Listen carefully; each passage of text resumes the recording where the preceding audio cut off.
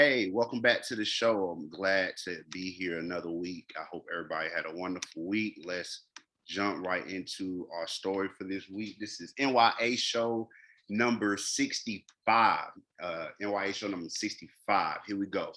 There is a Black Native American sculptress being honored with a USPS stamp. N.y.a Lewis is a pioneering Black and Native American artist from the 1800s. This is from the griot written by Isha Powell. I hope I'm not butchering that name. This is a pretty new story. Disregard that part. But here we are. We got an awesome thing that I believe that's happening. Lewis, born in upstate New York, moved to Europe in the 1860s, set up an art studio in Rome, Italy, and it became a must-see attraction for American tourists.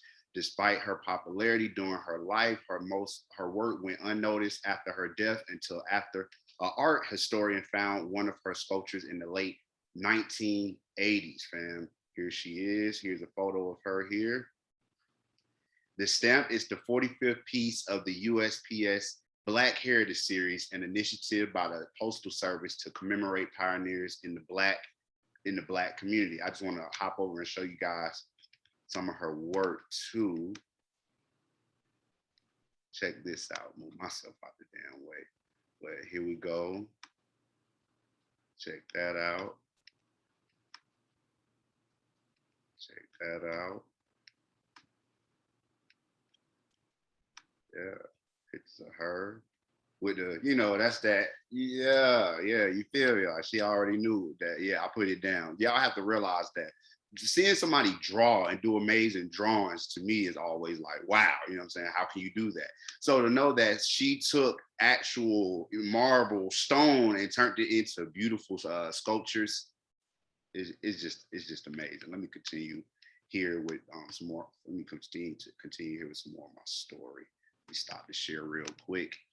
As the first African American and Native American sculptor to earn an international recognition, she challenged social barriers and assumptions about artists in the mid 19th century. Reads the USPS.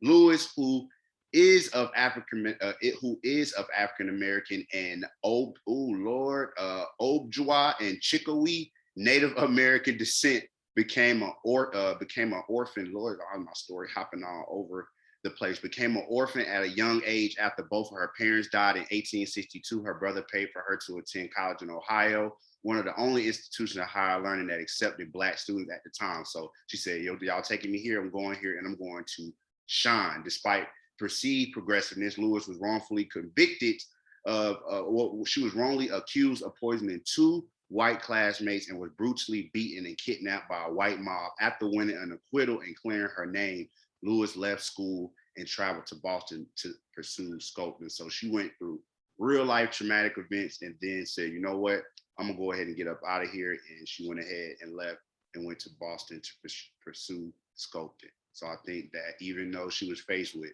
a lot of adversity, she was still able to go on and do some, do the things that she wanted to do in life. In 1864, she got her first big break after she created a sculpture of Robert Shaw. I believe a lot of y'all know who that is. A lot of schools named after that guy, a colonel from the Union Army during the Civil War. Shaw was known as advocating for Black soldiers and leading one of the first Black regiments during the war. Let's see, the sales from her work funded her move to Italy, where she began a bustling career as a sculptor. Her most prominent work is a 3,000-pound marble sculpture depicting the death of the prolific Egyptian Queen Cleopatra. I'll show that to you guys at the end when I get here.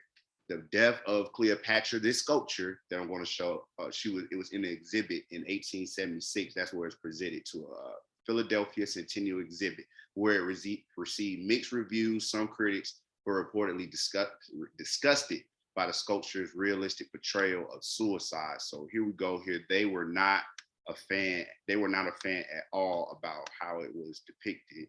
But here it is.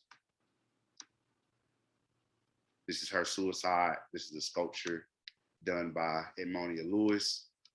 They were not too happy about it when they saw it, but this is it. This is her artwork. This is what she created, and she presented it. Unable to sell the sculpture or pay for it to be sent back to Rome, Lewis left it behind where it mysteriously disappeared for decades. In 1988, Marilyn, who's this? Marilyn Richardson discovered the sculpture. Yeah, she rediscovered the sculpture in an abandoned storeroom in an Illinois shopping mall. The sculpture currently resides at the Smithsonian Art Museum in Washington, D.C. So you can get a chance to get to D.C., go and see that. I'm also, one of these days, I'm planning to go to D.C., so I will look back to this story and remember that if I get a chance, I need to go there and get a picture of this sculpture, something that I took time to do story on the show.